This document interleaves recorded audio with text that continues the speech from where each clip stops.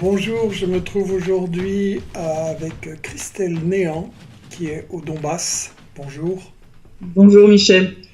Et avant de commencer la discussion avec elle, je vais me permettre de faire une petite dédicace à la mémoire de Madame Madeleine Albright, qui vient de mourir. Et d'habitude, on ne dit pas du mal des gens qui viennent de mourir. On va faire un peu une exception quand même. Vous savez que dans le livre USA, les 100 pires citations, j'ai choisi de donner la parole aux dirigeants des États-Unis pour qu'ils montrent eux-mêmes ce qu'ils font. Et dans le livre, là, hashtag 51, Madeleine Albright déclare, ouais, j'essaie de le montrer bien, voilà. Madeleine Albright dit, le journaliste de la CBS l'interroge, 500 000 enfants sont morts à cause des sanctions qui privaient l'Irak de nourriture, de médicaments et de matériel médical. Est-ce que cela en valait la peine? Madeleine Albright répond, après réflexion, je pense que c'est un choix très difficile, mais nous pensons que cela en valait la peine. Ceci vous donne une idée. Est-ce que les États-Unis se soucient des peuples qu'ils prétendent défendre, ou est-ce que ce sont des pions? Et je crois que ça éclaire aussi leur bonne volonté envers le peuple ukrainien afin de voir de quoi ils sont capables. En fait,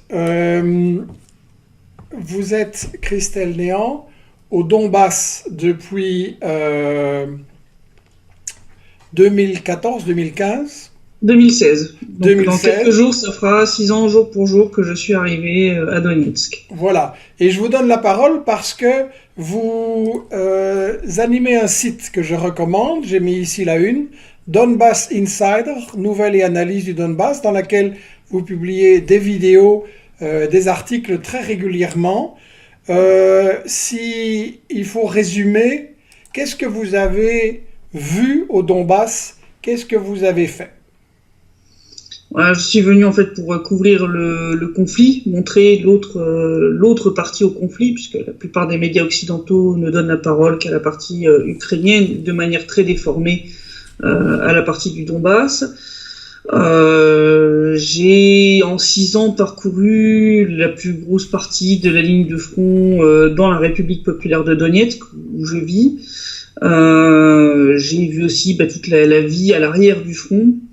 Donc j'ai pu voir le contraste entre les gens qui étaient toujours régulièrement sous les bombardements de l'armée ukrainienne sur la ligne de front et les gens qui avaient retrouvé un semblant de vie normale. Je dis bien semblant puisqu'on a toujours eu le couvre-feu et puis beaucoup d'hommes qui étaient membres de la milice populaire, donc forcément la guerre a toujours gardé une influence sur la vie économique du pays.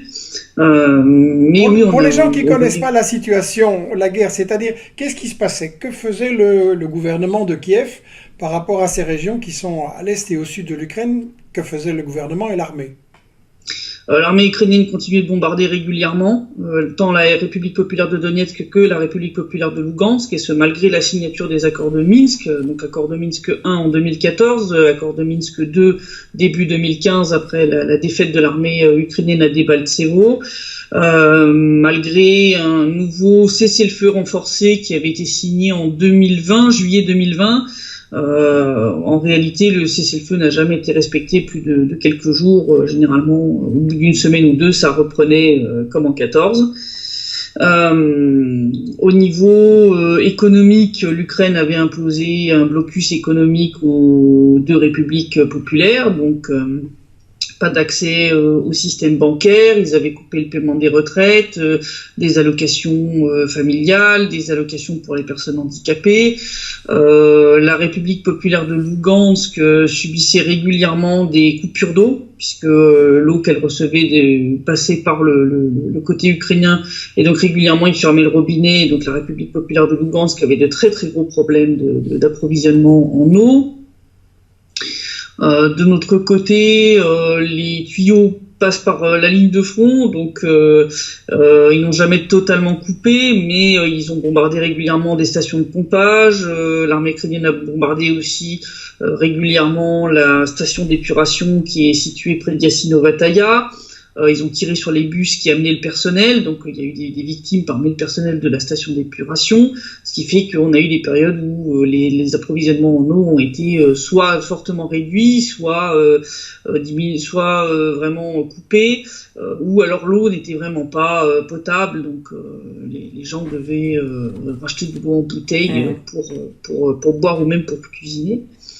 Donc ça fait partie des choses et puis régulièrement des bombardements de l'armée ukrainienne sur des infrastructures civiles, lignes électriques, transformateurs, ce genre, hôpitaux, écoles, ce genre de choses étaient malheureusement monnaie courante. Donc malgré, je le disais, les accords qui ont été signés en 2015. Et donc il y avait des victimes civiles?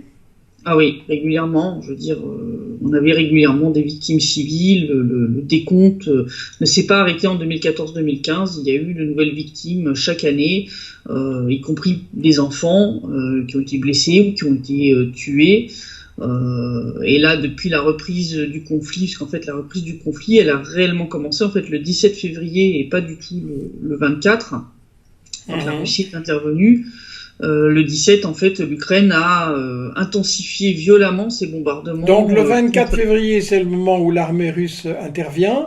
C'est et ça. Vous dites que la guerre, en fait, était déjà assez forte plusieurs jours avant.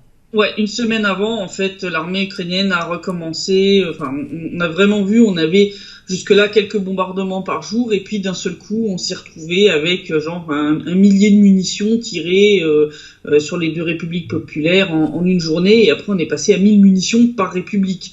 Donc on a eu vraiment une hausse, c'était même plus exponentiel, c'était vraiment monstrueux. Oui, je montre un graphique d'ailleurs qui vient de votre site, qui montre l'évolution des violations du cessez-le-feu, un peu le 17 plus le 18, et puis ça explose le 19 et le 20. En fait, certains commentateurs disent que les États-Unis voulaient que la Russie intervienne et que donc ils ont poussé les forces ukrainiennes à provoquer pour susciter une réaction. Oui, je pense que c'était clairement le but. Hein. Le but, c'était de pousser la Russie à l'intervention. Je veux dire, les États-Unis ne se cachaient pas qu'ils avaient entre autres Nord Stream 2 dans le collimateur. Et quoi de mieux pour justifier le gazoduc entre la Russie et l'Allemagne, oui. Ouais, donc c'était le casus belli parfait pour obliger la Russie à intervenir et donc à provoquer ensuite les sanctions contre Nord Stream 2, ce qui permet aux États-Unis de refourguer leur gaz de schiste en mode liquéfié, qui coûte plus cher, qui est vraiment beaucoup plus sale à produire et qui en plus en termes d'approvisionnement va être beaucoup plus difficile.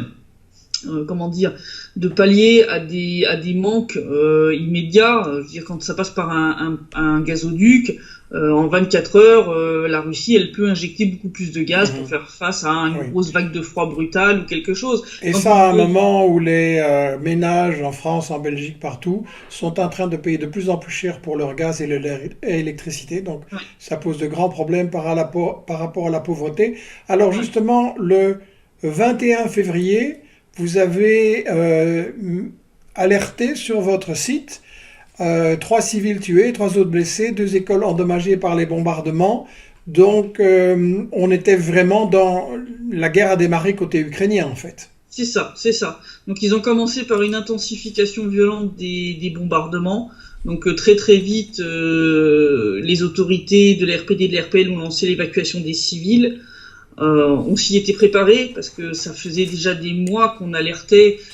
Si on remonte sur mon site, on peut voir que j'alertais sur l'accumulation d'équipements militaires, d'unités, d'arrivée de mercenaires, de groupes, de bataillons néo-nazis ou ultranationalistes ukrainiens sur la ligne de front.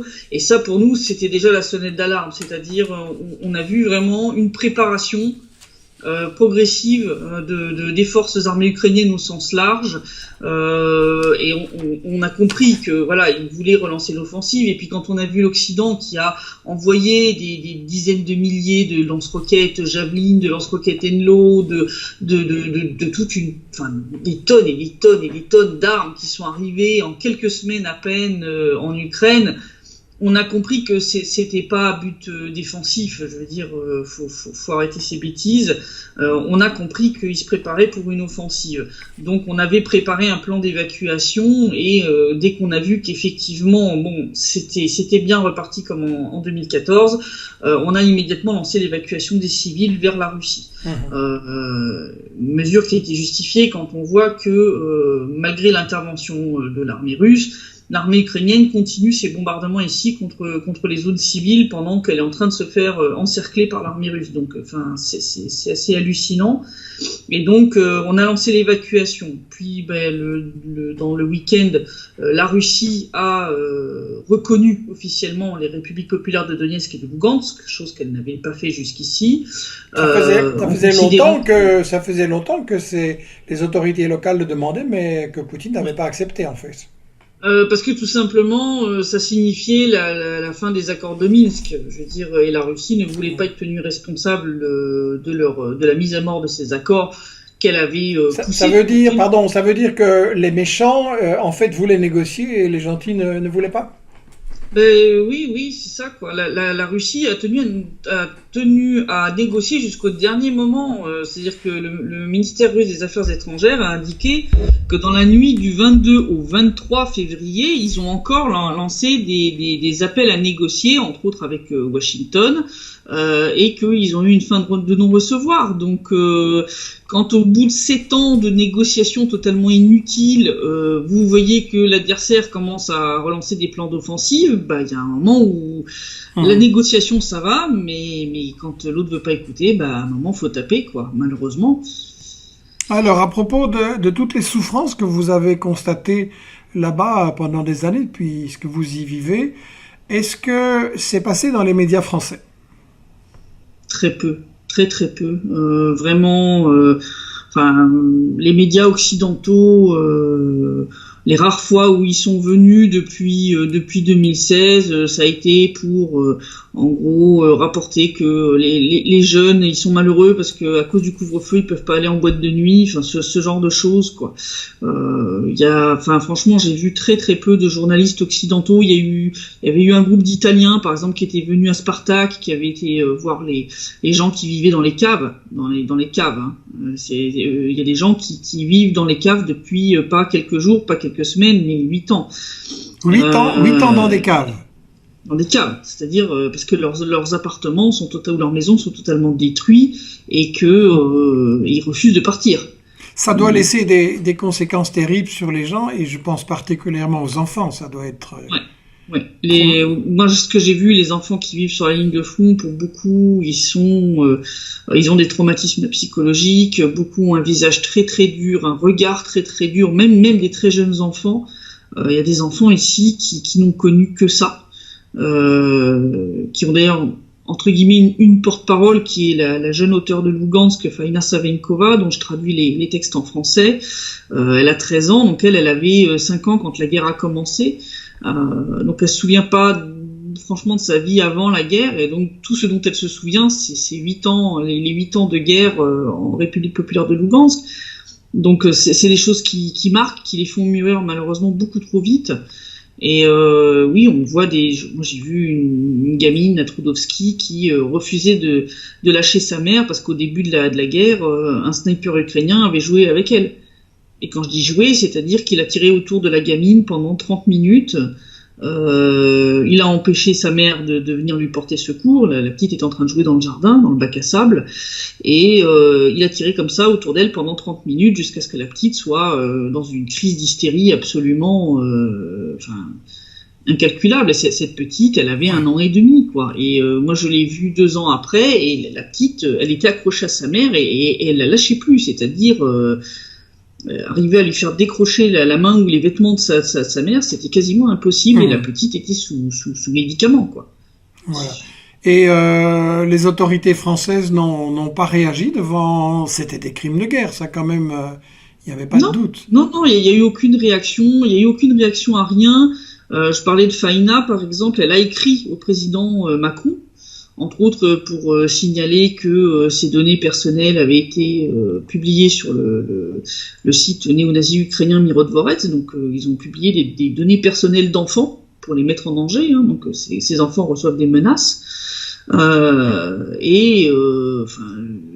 veux dire, la réponse, alors, il n'a même pas répondu lui-même, c'est un de ses conseillers qui a répondu, et c'était une réponse lénifiante et qui aboutissait à rien. Donc tous les pays occidentaux, et particulièrement les garants occidentaux des accords de Minsk, puisque je rappelle, la France et l'Allemagne sont garants occidentaux des accords de Minsk, ont fermé les yeux sur tout ça. Il n'y a jamais eu un blâme public contre l'Ukraine pour ces crimes, alors que c'était avéré. Je veux dire, il y avait des rapports de l'ONU qui ont été faits dans les dernières années, je crois que c'était en 2020, qui montraient que 75%, enfin plus des 3/4 des victimes civiles issues de tirs ou de bombardements étaient de notre côté. C'est-à-dire que les 3/4 des victimes civiles qui se sont fait tirer dessus ou bombarder, elles avaient été par l'armée ukrainienne. On va venir à l'actualité. On parle beaucoup de Mariupol en ce moment. Et une première chose, c'est que j'ai lu dans plusieurs journaux que je parcours l'idée qu'il n'y a plus de journalistes en fait à Mariupol. Associated Press notamment a montré ici sa reporter qui montre des images, dit-elle, de la maternité bombardée. Et donc, on nous a dit qu'il n'y a plus de journalistes à Mariupol. Mais c'est pas vrai, en fait. C'est pas vrai du tout. Puisque non seulement les collègues russes accompagnent l'avancée des troupes tant de la RPD que de l'armée russe, puisque Mariupol, c'est non seulement l'armée russe, mais aussi la milice populaire de la RPD qui mène actuellement l'assaut. Mais en plus, il y a un certain nombre de journalistes étrangers. Je veux dire, j'ai vu l'équipe de TF1 qui était venue à Mariupol en même temps que moi. J'ai vu des collègues italiens. J'ai vu qu'il y avait un autre journaliste français d'une autre équipe qui est venu un autre jour. Il y a des équipes d'Al Jazeera, il y a des équipes de Reuters, ils ont un correspondant local qui y est allé aussi. Donc je veux dire qu'il y a plus de journalistes. C'est pour créer la psychose. On va venir sur un point qui a été très très fort dans les médias occidentaux, la maternité de Mariupol qui aurait été bombardée par l'armée russe, et ça c'est devenu la preuve que vraiment il fallait en fait faire l'escalade dans la guerre. Je vais montrer un extrait d'un reportage que vous avez tourné il y a 2-3 jours, où vous interrogez quelqu'un qui a fui Mariupol et qui dit ce qui se passe vraiment sur la maternité. On regarde ça pendant 1 minute et puis je vous interroge là-dessus.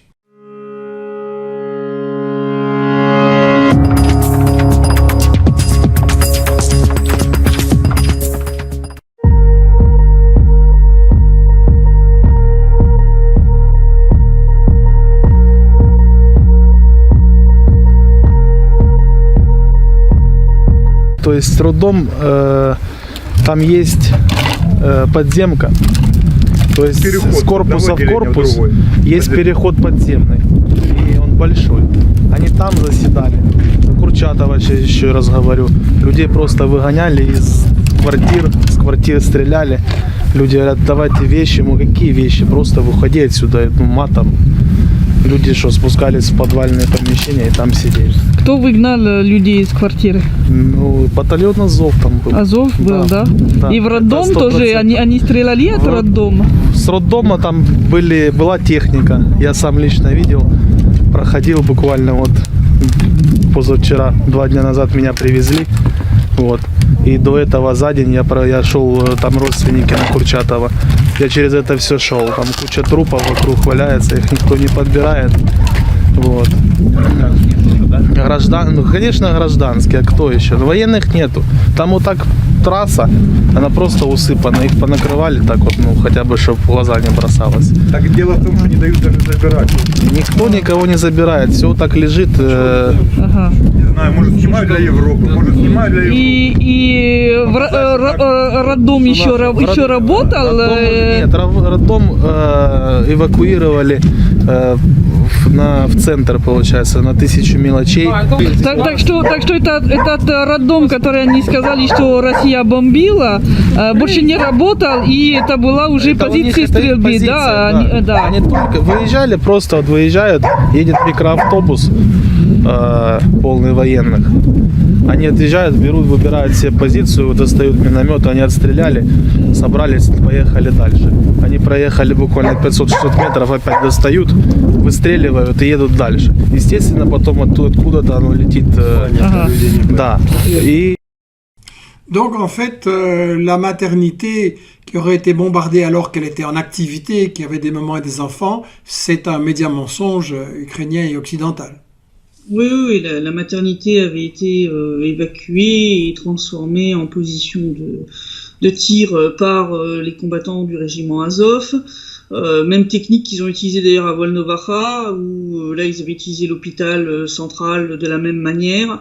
Ils avaient installé des positions de tir dans l'hôpital, de l'artillerie sur le territoire de l'hôpital, parce que c'est des hôpitaux qui sont généralement, il y a plusieurs bâtiments, donc c'est des territoires assez grands. Et ils tiraient depuis là en sachant pertinemment qu'il y aurait des tirs de réponse.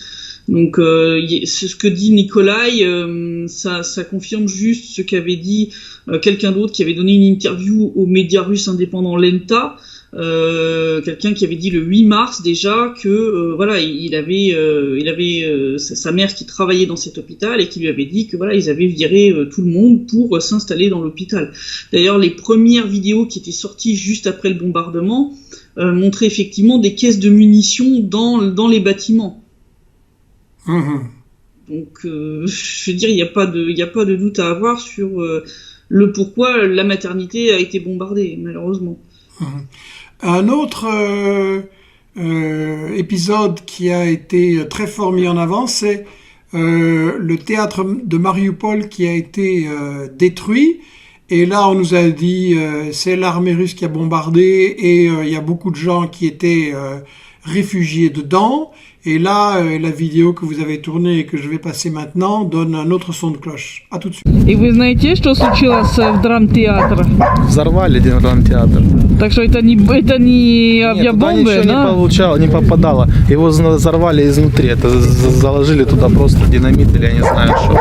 И люди были еще внутри или нет? Ну, в подвале, потому что... Там прятали. Люди везде прячутся. Любая какая-то укрытие, какое-то подземное какое-то помещение, везде люди.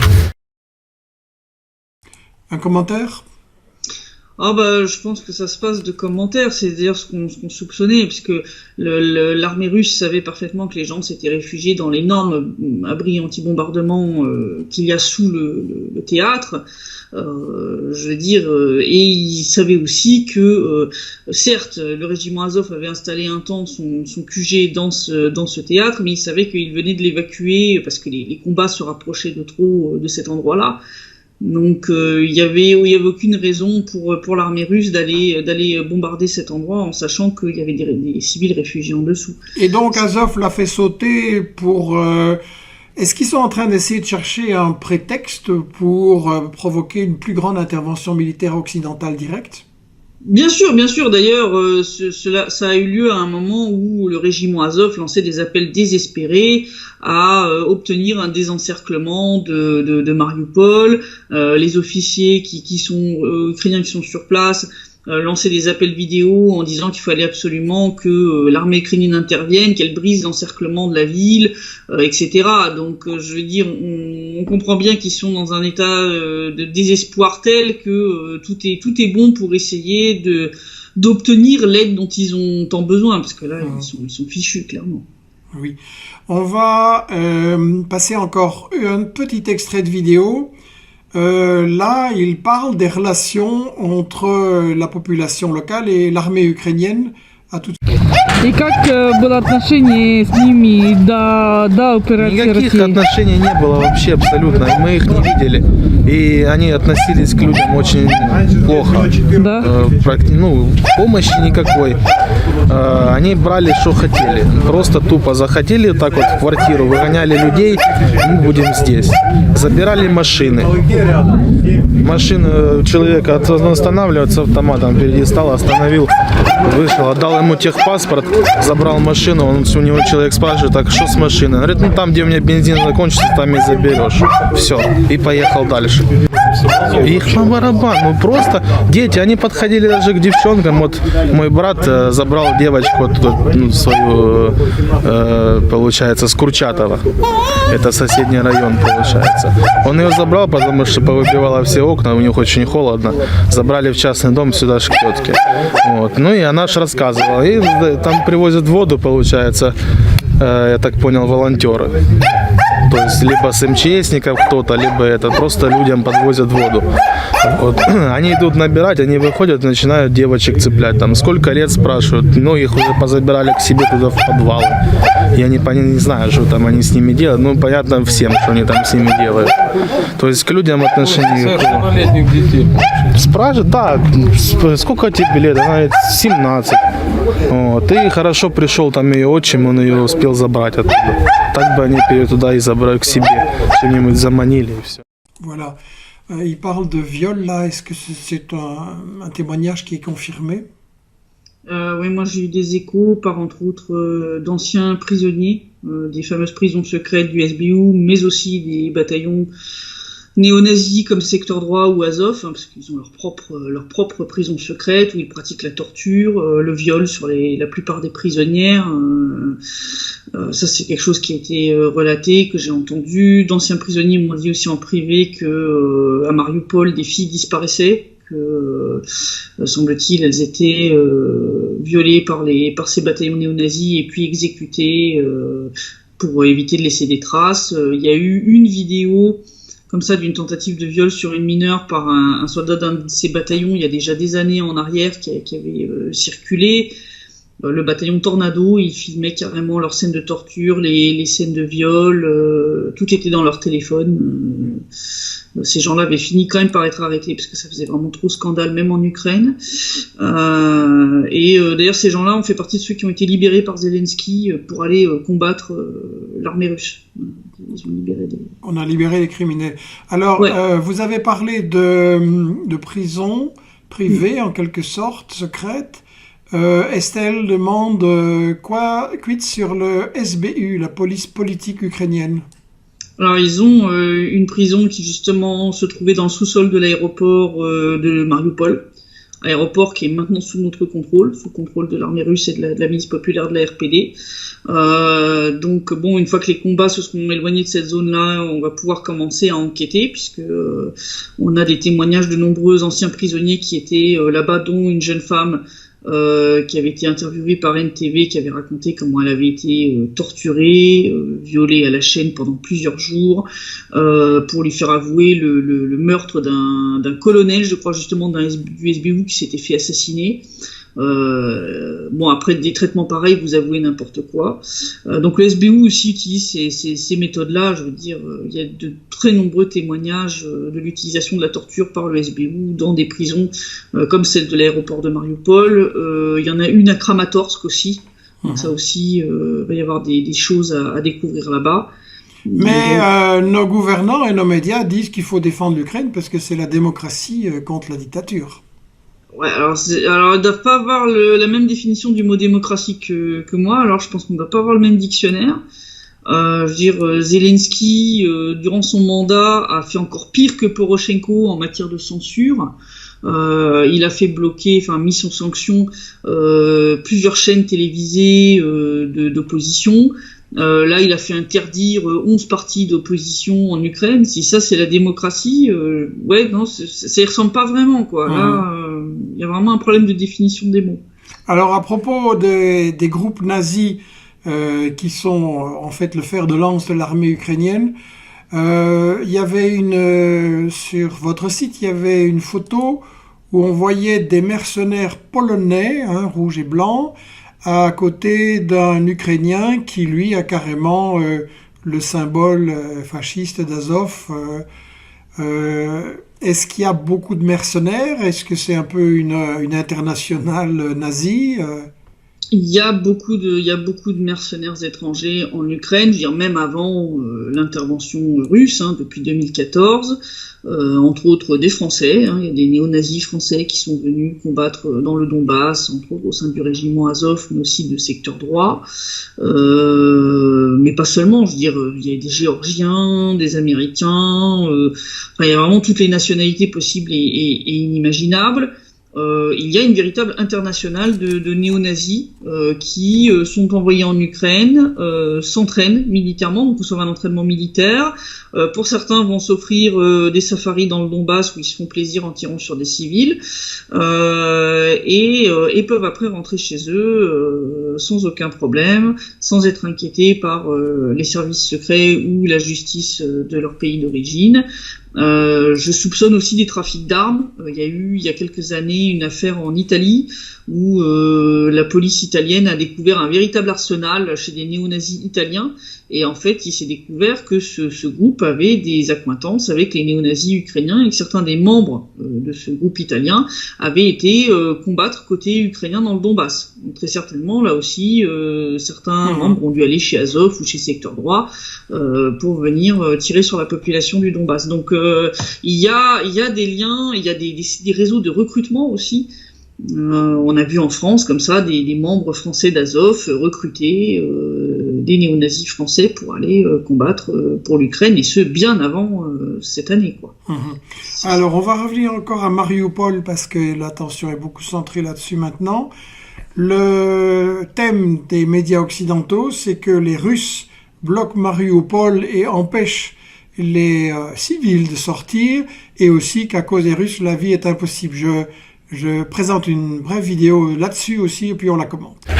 И азовцы дали людей уезжать из города? Никто никому ничего не давал. Мы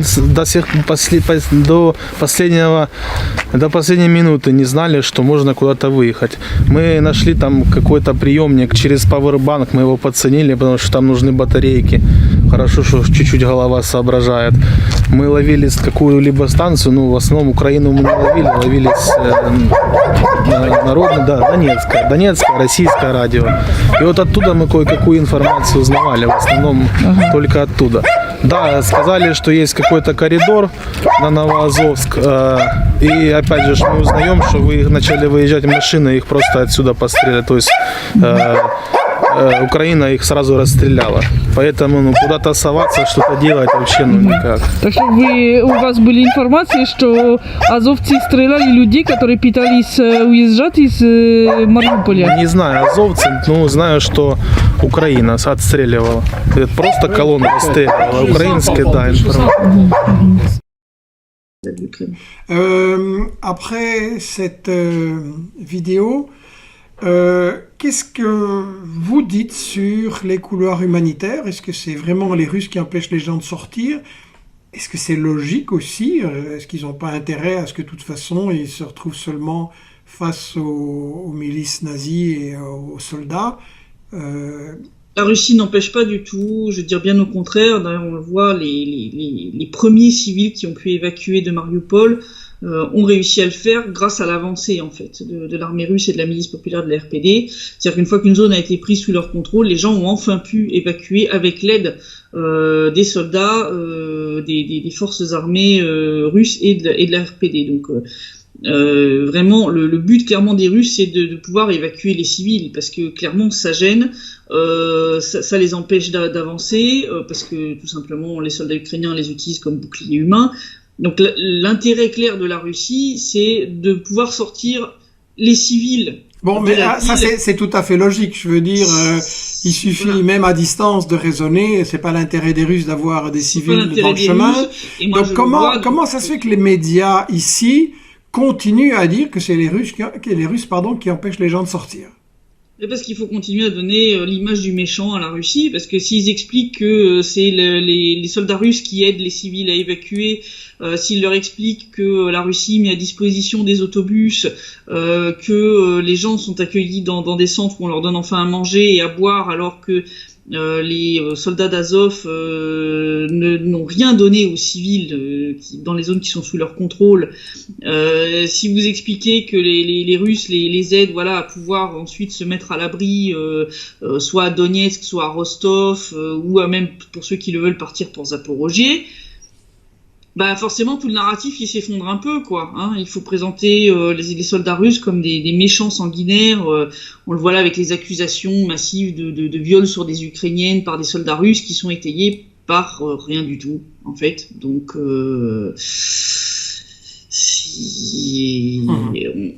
c'est vraiment la diabolisation voulue de la Russie. Donc non, les Russes n'empêchent pas du tout.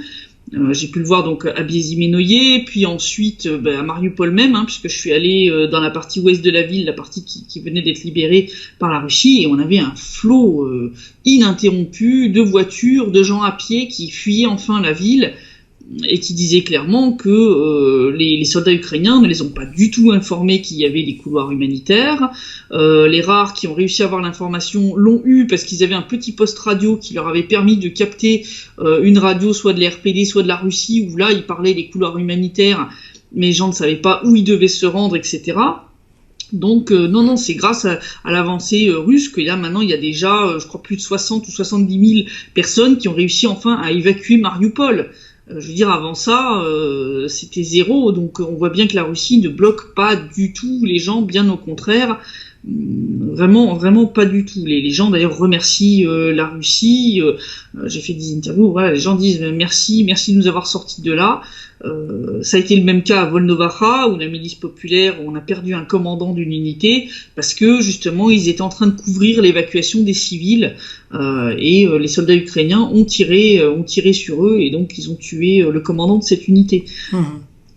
Bien, donc pour vous, en fait, ce sont les nazis et les forces de Kiev qui veulent s'abriter derrière des civils, et c'est pour ça qu'ils veulent pas les laisser partir.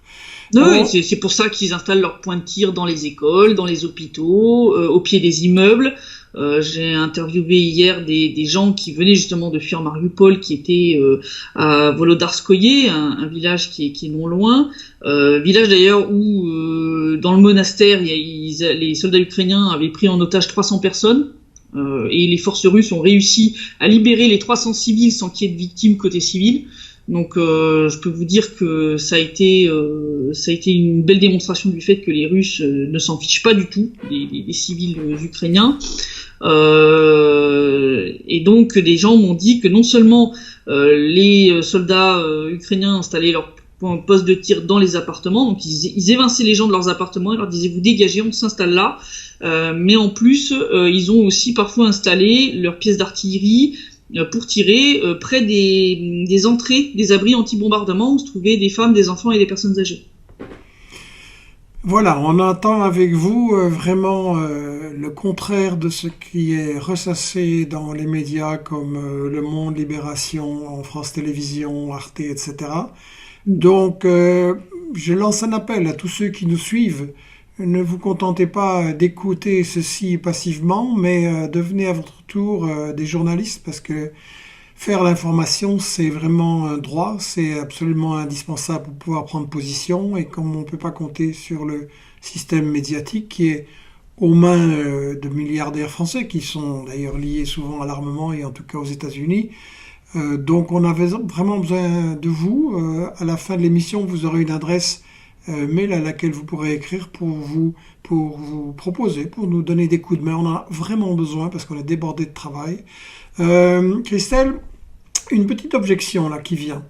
Romain nous dit votre interlocuteur est sincère, mais les médias mainstream ont beau jeu de mettre en avant ses liens avec les séparatistes du Donbass pour discréditer son témoignage.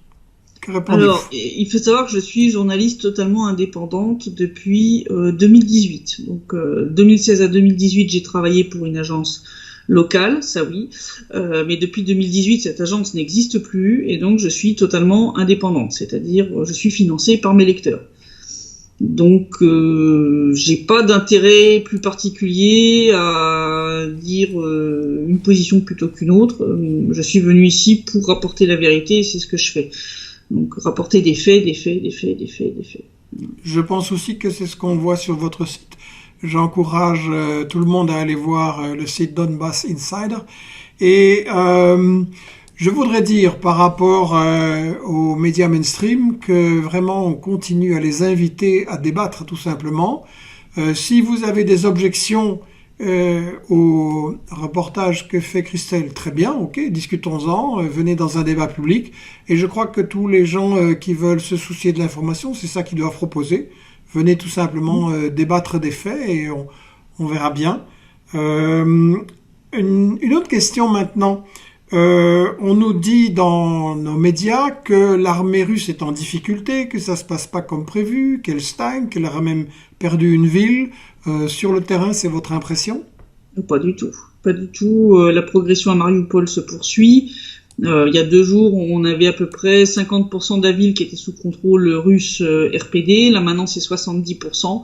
Donc, vraiment, la poche est en train de se refermer. Autour de Kiev, la situation n'a pas du tout bougé, contrairement à ce que l'Ukraine a prétendu. L'armée russe tient Irpin, Boutcha, Gostomel. Ça a été rapporté et prouvé par un collègue russe qui est sur place. Donc non, l'armée russe ne recule pas du tout, bien au contraire. Ça se poursuit, et tant la milice populaire de l'RPL que celle de l'RPD continuent leur avancée aussi. Je dirais la RPL a déjà récupéré 90% de son territoire, donc ça sera bientôt terminé. Il reste plus que la grosse ville de Severodonetsk et puis Lysychansk et c'est terminé. La RPD c'est un peu plus lent parce qu'on a effectivement beaucoup de grosses villes, donc comme Mariupol, mais maintenant la ligne de front est en train d'avancer, entre autres vers Marinka, donc on commence tout doucement à éloigner la ligne de front de Donetsk et de Yassino-Vataya. Et les grosses batailles, ça va être Kramatorsk et Slaviansk, où là ça va être un énorme chaudron autour des 2 villes. Donc ça va être aussi une bataille assez longue, mais c'est long parce que l'armée ukrainienne se cache derrière les civils et fait tout pour faire durer les combats au maximum. Mais ça n'a aucun sens. En fait, l'armée russe a déjà détruit le plus gros tant de l'armement que des stocks de munitions, les stocks de pétrole, etc., qui sont nécessaires à l'armée ukrainienne pour fonctionner. Donc ça n'est plus que de la. Ça ressemble un peu à la bataille de Berlin en avril 45, quoi.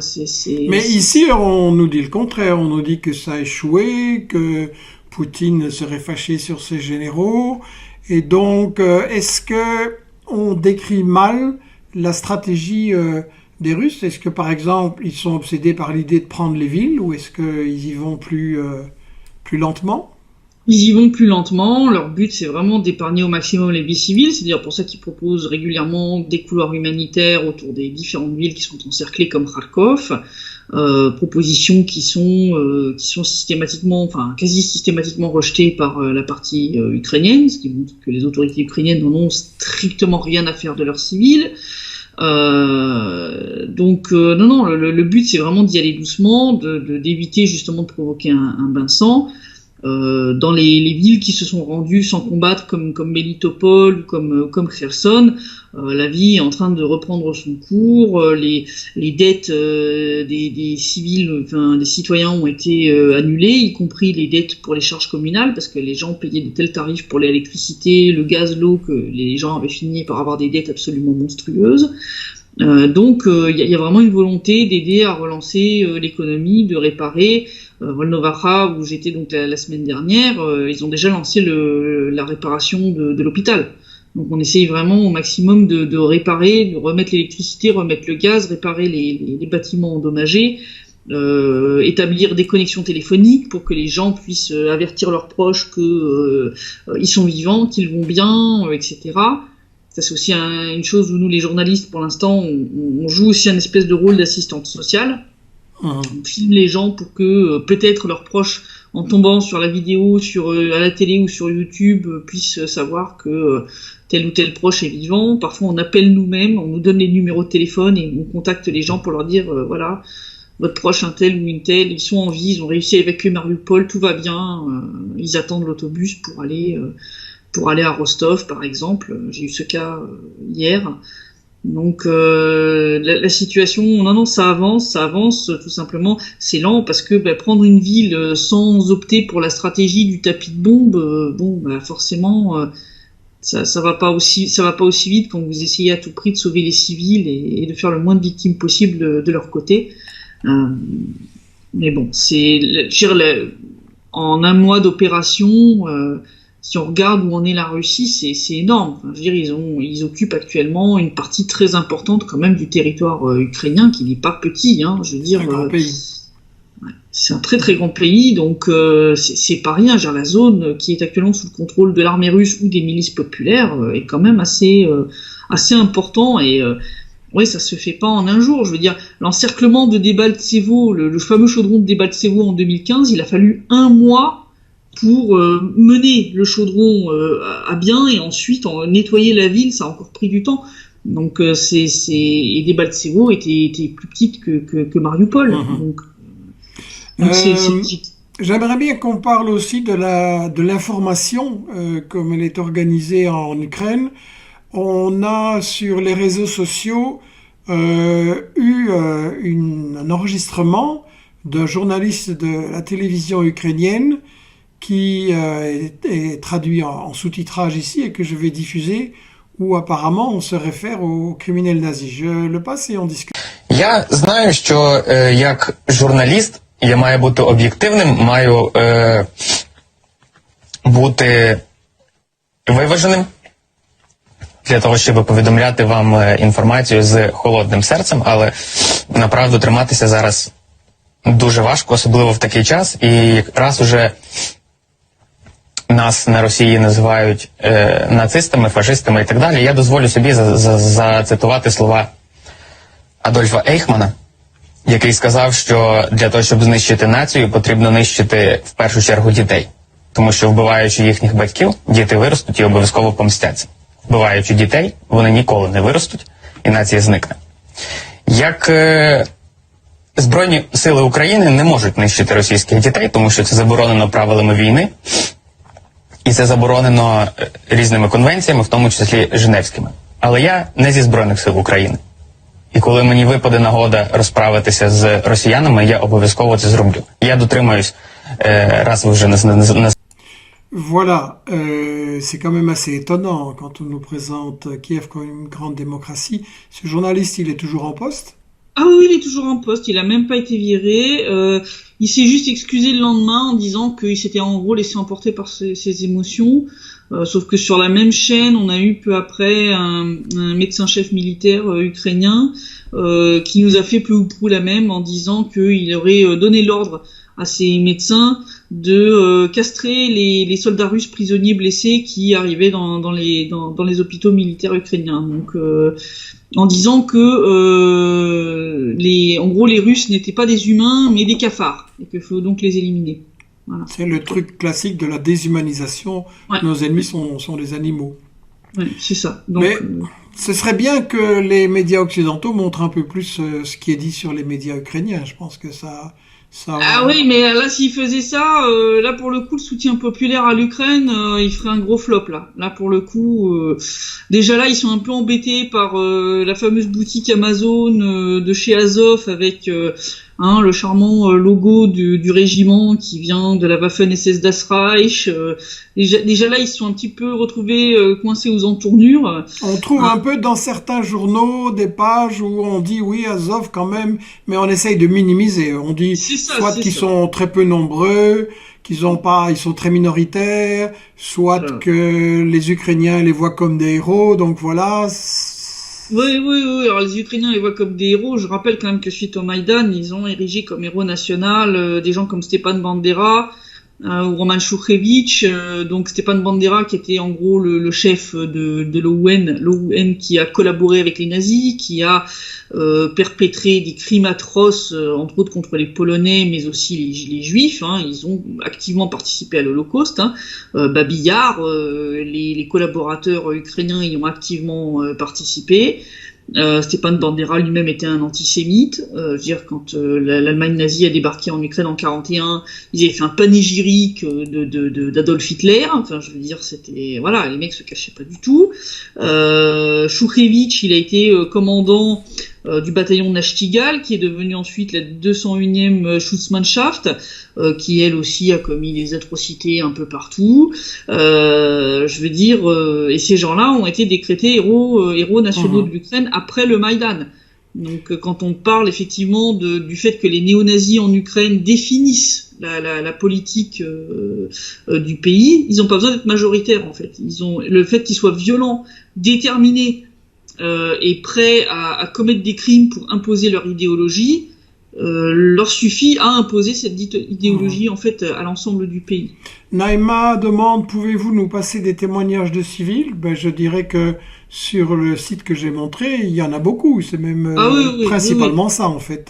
Oui. Donc il y a ceux que moi j'ai interviewés. Je mets régulièrement aussi des liens vers des témoignages qui ont été donnés à d'autres collègues, entre autres les collègues d'Anna News, les collègues de Rossia 24, les collègues de Newsfront, parce qu'on peut pas être partout chacun. Donc on reprend aussi les uns les autres les vidéos pour montrer qu'il n'y a pas un témoignage, mais qu'il y en a plusieurs qui vont dans le même sens. Ça c'est, je pense, important, parce qu'effectivement une personne peut-être se tromper ou mentir, mais quand vous avez 3, 4, 5, 10 personnes qui vous disent la même chose, là ça commence quand même à faire un peu beaucoup. Je sais bien que côté ukrainien, donc ils expliquent ça par le fait que soi-disant ça serait des gens qu'on paye pour ça. Alors je suis désolé, j'ai pas le budget pour payer des acteurs de crise. Voilà, donc je travaille malheureusement presque toute seule, donc je veux dire j'ai pas du tout les moyens de payer des gens pour me raconter des trucs. Donc j'essaie vraiment à chaque fois d'amener aussi d'autres témoignages, d'autres preuves de ce que je dis. Donc que les gens aillent voir les articles, vous verrez un petit peu. Oui, je recommande vraiment d'aller sur le site. Beaucoup de personnes nous demandent comment on pense que ça va évoluer. D'abord à Mariupol, vers quoi est-ce qu'on va? Mariupol, je pense que d'ici quelques jours, ça sera terminé. Parce que là, on a quand même 70% de la ville qui est sous contrôle. Donc, je pense que ça sera bientôt terminé. Le plus dur a été de les déloger, entre autres, de l'usine Azovstal, où l'URSS avait construit des abris anti-bombardement tellement bien faits que les déloger de là a été extrêmement compliqué. Il a fallu réduire l'usine en cendres. Je veux dire, il n'y a pas d'autre terme. Je veux dire, là, la Russie a dû utiliser les fameux Buratino, c'est-à-dire les lance-grenades, thermobariques, donc qui foutent le feu, qui aspirent tout l'oxygène et qui détruisent absolument tout, parce qu'en fait, c'est quasiment des abris anti-atomiques, les trucs. Donc, enfin, je veux dire, arriver à les déloger de là, c'est extrêmement compliqué. Mais maintenant, c'est fait. Et au niveau général, nous avons ici à Bruxelles où je vis Joe Biden qui vient rencontrer les Européens, et Stoltenberg, le chef de l'OTAN, a déclaré « Nous devons nous tenir prêts à envisager tous les scénarios ». Il y a notamment des experts, entre guillemets, qui disent que les Russes vont peut-être employer les armes chimiques et qu'il faut être prêt. Est-ce que... C'est n'importe quoi. La Russie n'a plus d'armes chimiques. La Russie a appliqué sa signature concernant la Convention d'interdiction des armes chimiques. Elle a détruit tous ses stocks sous surveillance, supervision de l'OIAC. Donc la Russie n'a plus d'armes chimiques et n'a aucun intérêt à utiliser de l'arme chimique. Je veux dire, la Russie a des armes telles comme le calibre ou le Kinjal qu'elle a utilisé pour la première fois en Ukraine, qui lui donne un avantage stratégique tel que, enfin, elle n'a pas besoin de recourir aux armes chimiques. Je rappelle par contre que les États-Unis, eux, n'ont pas détruit leur stock d'armes chimiques. Voilà, juste petit rappel comme ça. Donc non, c'est des bêtises sans fin. Enfin, c'est les mêmes choses qu'en Syrie. C'est de l'inversion accusatoire et non, la Russie n'a aucun intérêt. D'ailleurs, une des premières choses que les troupes russes ont faites quand elles sont arrivées en Ukraine, c'était entre autres de prendre le contrôle d'un certain nombre d'installations comme par exemple le Tchernobyl et la centrale électrique de Zaporogie qui est une centrale nucléaire. Pourquoi? Justement pour éviter une catastrophe. Voilà. Donc c'est aussi pour ça que je veux dire, ils s'inquiètent des fameux laboratoires biologiques en Ukraine.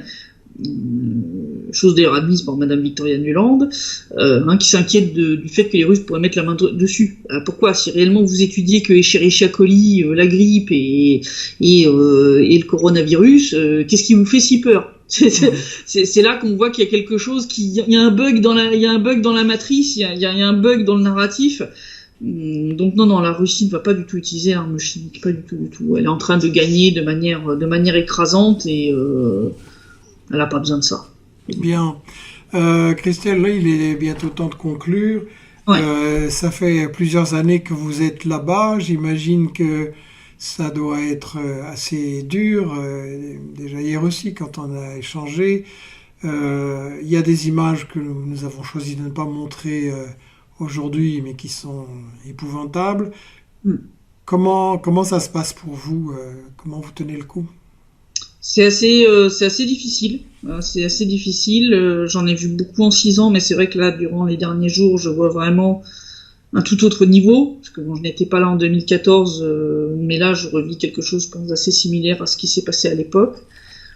C'est très très dur, et personnellement de voir tous ces morts, parce qu'il y en a beaucoup. Il y a des images que je n'ai pas montrées, entre autres à Mariupol, des corps de civils qui sont sur le sol, parce qu'il y a personne pour les enterrer et qu'il n'y a pas d'endroit où les enterrer.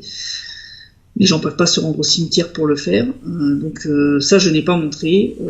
J'avais montré le 14 mars à Donetsk cette frappe de Tochkaou ukrainien sur le centre-ville, pour montrer que quand on dit qu'il y a des morts, etc., oui, il y a des morts civiles et en quantité importante ici depuis le début de l'escalade, donc c'est-à-dire depuis le 17 février et pas seulement depuis le 24. C'est assez difficile, donc je suis obligé à un certain moment de prendre un peu des jours de pause, donc c'est pour ça que je suis pas forcément le même rythme aussi intensif qu'au tout début ou qu'avant l'escalade, où je vais vraiment publier tous les jours. Parce que je m'accorde des jours de pause, parce que c'est vraiment très difficile quand vous avez des gens qui vous expliquent que ils sont restés dans une cave pendant 3 semaines, que les soldats ukrainiens ne leur donnaient ni pas d'eau, pas de nourriture, que les gens ont fui avec 3 fois rien, que leur appartement a été totalement détruit, que certains j'avais une dame à Mariupol qui disait que sa mère était morte 2 jours avant que les Russes arrivent enfin dans la zone, et que le seul moyen qu'elle avait trouvé de l'enterrer, c'était de prendre un cratère d'obus qui était devant l'immeuble, la mettre là et remettre de la terre dessus, quoi. Enfin, psychologiquement, c'est très très dur. Il y a des gens qui sont parfois en colère parce que ils ont tout perdu.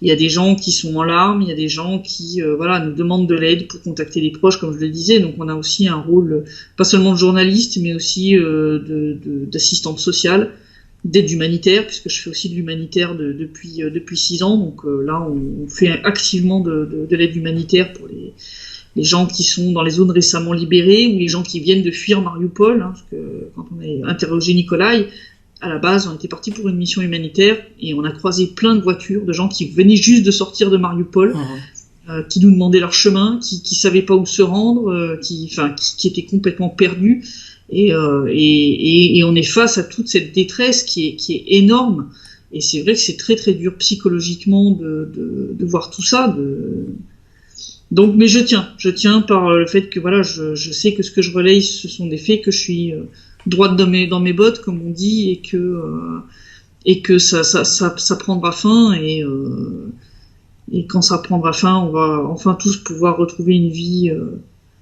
un peu plus normale, même si je sais que ça va être difficile, qu'il va y avoir encore beaucoup de traumatismes liés à la guerre pendant encore un bon moment, qu'il va falloir toujours être très prudent dans certaines zones, parce que les Ukrainiens ont mis beaucoup de mines partout. Donc va y encore y avoir malheureusement, je pense, des pertes même après la guerre à cause de ça. Donc voilà, je tiens comme ça, mais c'est vrai que pour ceux qui parfois s'inquiètent un petit peu de voir que je publie pas forcément tous les jours, parce que des fois je m'accorde un jour pour couper un peu et reprendre un peu d'énergie pour réattaquer le lendemain. Parce que c'est très très dur, et puis physiquement, parce que voilà, là, les distances pour aller jusqu'à Mariupol, pour l'instant on peut pas encore utiliser l'autoroute qui fait Donetsk-Mariupol de manière du début jusqu'à la fin. On doit passer par beaucoup de petites routes qui sont fortement endommagées, entre autres par les bombardements. Donc, oui, et puis les émotions, hein. Moi j'ai eu l'occasion, mais pour beaucoup moins longtemps, je suis allé en Yougoslavie pendant les bombardements, en Libye pendant les bombardements. C'était chaque fois pour des durées beaucoup plus courtes, mais je peux témoigner qu'effectivement, c'est extrêmement lourd à porter d'encaisser tellement de souffrance, tellement d'angoisse. Et bon, la seule chose qui permet de ne pas devenir fou, c'est d'en faire quelque chose, de témoigner et d'être utile pour que ça s'arrête. Donc, en tout cas, bon, prenez soin de vous. Vous avez beaucoup de gens ici qui vous ont écouté aujourd'hui et qui sont avec vous et qui vont aller voir votre site et le diffuser, qui vont rendre votre témoignage encore plus utile. Donc, merci à vous, merci à tous. Merci à vous de m'avoir permis de venir aujourd'hui. Voilà, c'était important pour nous de vous accueillir. J'aurai lundi prochain Gabriel Galis, Guerres hybrides. Il va analyser justement la guerre comme guerre de l'information, pas seulement une guerre militaire, mais de l'information, et je crois que ça va être très très passionnant. Le 31 mars, nous aurons Saïd Bouamama sur les élections françaises, et particulièrement Macron et l'Ukraine, mais pas que. Il y aura bientôt un combattant français au Donbass, mais la date n'est pas encore fixée. Je remercie tous ceux qui nous ont soutenus pour l'embauche d'un journaliste, et je signale qu'on est en train d'embaucher un ou une documentaliste pour m'aider à préparer les Michel Midi et les prochains livres d'investigation. Je vous recommande de lire le livre de Robert Charvin que nous avions publié en 2015, « Faut-il détester la Russie vers une nouvelle guerre froide ?» Et j'avais analysé toute cette propagande anti-russe qui a commencé à partir de 2015, et la conclusion du bouquin était, de la quatrième de couverture, je veux dire, était « Ce livre original nous met en garde, une certaine propagande médiatique peut nous mener tout droit vers une nouvelle guerre froide, pas si froide, point d'interrogation, et effectivement, on a vu que c'est malheureusement arrivé.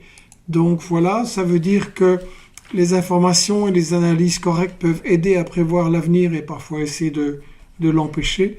Je vous signale qu'il y a d'autres livres qui sont disponibles sur Investigation pour comprendre ce qui se passe en Ukraine, La gauche et la guerre, Faut-il détester la Russie, USA, les empires, citation.